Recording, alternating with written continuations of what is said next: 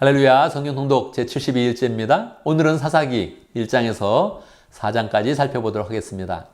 사사기는 여호수아와 이스라엘 백성들이 가나안 땅을 정복한 후에 다윗을 통해서 이스라엘의 왕정 시대가 열리기까지 약 350년의 그런 상황을 기록한 그런 책입니다.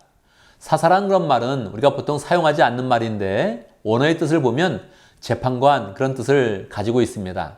그런데 실제로 우리가 사사를 볼 때 재판관이라는 그런 생각보다는 하나님의 성령이 충만해서 이스라엘을 전쟁으로부터 구원하고 이스라엘의 그런 분쟁의 모든 문제를 하나님의 그런 지혜로서 해결하는 그런 지도자였다, 이렇게 생각하는 게 좋겠습니다. 사사기의 그런 모든 그런 시대는 이스라엘의 그런 죄악 때문에 분쟁과 혼란이 있었는데, 그런데 실제로 하나님께서는 이런 사사기의 그런 시대를 가장 원하는 정치 체제로 그렇게 원하셨다는 그런 사실을 기억을 해야 됩니다. 하나님은 사람이 왕이 되는 그런 시대가 아니라 늘 하나님의 공의와 지혜를 가지고 백성의 문제를 해결하면서 백성들이 자율권을 가지고 하나님을 왕으로 모시는 그런 삶을 소망했던 것입니다. 그런데 그것이 잘 되지 않으니까 결국 사람에게는 왕정시대가 필요하구나 해서 왕정시대로 이어지게 되는 것입니다. 사사기 1장과 2장은 사사기의 그런 서론이라고 할 수 있습니다. 이스라엘 백성들이 사사기가 본격적으로 시작되기 전에 어떤 상황인지를 1장과 2장에서 보여주고 있는 것입니다. 1장, 이제 여호수아가 죽고 난 다음에 이스라엘 백성들이 중요한 거점은 다 정복했는데 아직 땅을 다 분배받은 것을 그렇게 갖지를 못한 것입니다. 그래서 전쟁이 더 필요했던 것이죠. 이스라엘의 그런 선봉장은 유다 지파가 되니까 유다 지파가 먼저 전쟁을 시작하면서 그렇게 땅을 정복합니다. 유다 지파에는 갈렙이 있어서 갈렙이 땅을 정복하는 그런 그 내용이 기록이 되어져 있지요.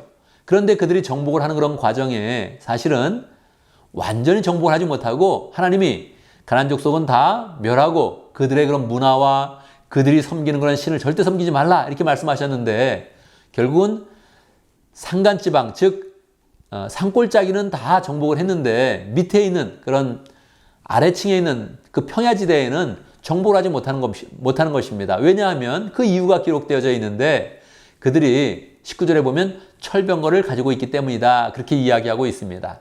사실은 철병거가 있더라도 믿음으로 서면 다 할 수 있는데 그들이 자꾸 핑계를 대면서 정복하지 못하는 것입니다. 이어지는 그런 베냐민 지파를 비롯해서 계속적으로 여러 그런 지파들이 결국은 가나안 땅을 정복하지 못하고 가나안 사람들과 함께 살게 되는 것입니다. 이러니까 2장에 보면 하나님의 그런 천사가 나타나서 그들에게 하나님의 말씀을 선포하면서 그들에게 저주의 말을 합니다. 너희가 하나님의 그런 말씀을 순종해서 가나안 땅을 다 정복하고 그들의 그런 우상을 섬기지 말라고 그렇게 말했는데도 불구하고 너희가 그들과 함께 살면서 그들의 문화를 받아들이고 그들의 신을 섬기면서 바알과 아세라를 섬기니 너에게는 저주가 임할 것이다, 이렇게 선포를 하는 것입니다. 그런다면 이스라엘 백성들은 어떻게 반응을 해야 됩니까? 2장에 보면 이스라엘 백성들은 그 하나님의 말씀을 듣고 그냥 울고 맙니다. 계속 울어서 하나님의 그런 천사가 나타났던 그런 지역을 복입니다, 울었다 하는 그런 뜻을 가진 복음이라는 그런 이름을 붙입니다. 그런데 하나님께서 무엇을 원하셨겠습니까? 하나님의 말씀을 선포할 때는 그들이 회개하고 이제는 하나님의 말씀을 듣고 나아가서 정복하는 것을 원하는 것입니다. 그런데 그들은 그냥 울기만 했지 실제로 그 삶을 회개로 나아가지 못했던 것입니다. 그 모든 그런 내용들이 계속 이어져서 나오는데 11절에 보면 이제 그들이 결국 바알신과 풍요와 쾌락을 상징하는 바알신을 섬기고 아세라신을 그런 섬기고 그리고 이웃의 그런 그 모든 그런 민족들을 잘 섬기지 못해서 그들의 그런 삶이 이제 악순환이 계속되는 것을 보여주고 있습니다. 악순환이 무엇입니까? 그들은 결국 바알신을 섬기고 아세라신을 섬기다가 타락한 그런 모습이 나타나고, 타락하면 하나님께서 이웃 민족을 세워서 그들을 약탈하게 만들고 그들이 고난 가운데 하나님께 부르짖고 그러면 하나님이 사사를 세워주시고 사사가 이스라엘 백성을 구원하고 나면 다시 또 그들이 타락하는 그런 그 모습, 그 사이클, 악순환이 계속 반복되고 있다는 것을 보여주고 있는 것입니다. 3장에서 이제 본격적으로 사사가 나오고 있습니다.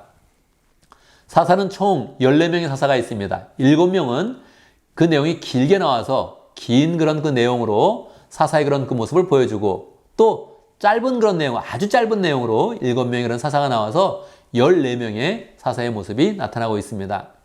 첫 번째 사사는 7절에서 바알과 아세라를 섬기는 그런 가운데 8절에서 메소포타미아, 구산 리사다임이 쳐들어오게 됩니다. 결국 이스라엘은 지게 되죠.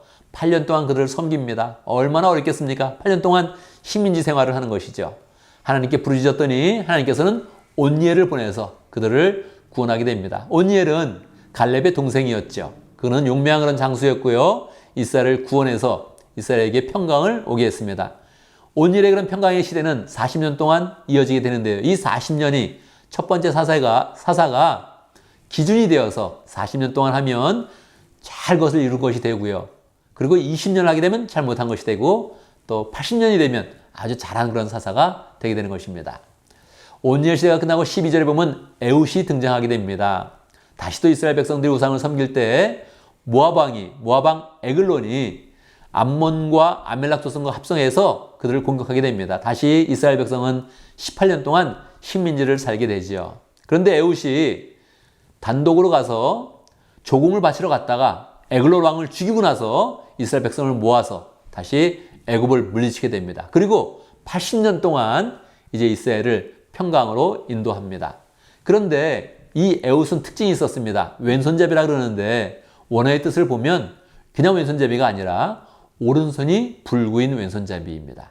그러면 무엇입니까? 하나님께서 사사를 세울 때 용맹한 사람, 위대한 그런 사람을 세우는 것이 아니라 조금은 부족한 사람을 세우면서 부족한 사람을 통해서 하나님의 역사를 이어갔던 것입니다. 이것은 4장에 보면 더 구체적으로 나와 있습니다. 4장에 다시 또 이스라엘 백성의 악을 행해서 가나안 왕 야벤이 쳐들어오게 됩니다. 철병거를 가지고 쳐들어오게 되는데 그 야벤 왕은 시스라 군대 장관을 통해서 그렇게 공격을 하게 되었는데 그때 그들은 20년 동안 그를 섬기게 됩니다. 또 부르짖게 되죠. 하나님께서 사사를 세우는데 누굴 세웠겠습니까? 여자였던 드보라를 세우는 것입니다. 그래서 이 사사시대 때 세우는 그런 모든 그런 사사들이 위대한 그런 사람이기보다는 조금 부족한 사람을 세워서 하나님의 신이 함께 있을 때 얼마나 큰 역사가 일어나는지를 보여주는 것입니다. 이 드보라 시대 때 바락 장군을 통해서 싸우게 하는데 바락 장군은 당신이 함께 가줘야 됩니다. 그렇게 이야기합니다. 그래서 드보라가 함께 가면서 이야기합니다. 내가 함께 가서 승리를 한다면 이 승리의 그런 주인공은 여자가 될 것이다. 그렇게 이야기를 하게 되죠. 그 여자는 누구였습니까? 겐족 속 야엘이라는 그런 여자가 헤멜의 아내 야엘이라는 여자가 시스라 장군을 만나서 결국은 그가 시스라 장군을 잠재우고 말뚝을 박아서 그를 죽이게 되는 것입니다. 그래서 사사기는 계속 하나님이 함께 하시면 사사가 될 수 있고 하나님이 함께 하시면 용맹한 장군이 된다 하는 그런 내용들을 우리에게 보여주고 있는 것입니다. 감사합니다.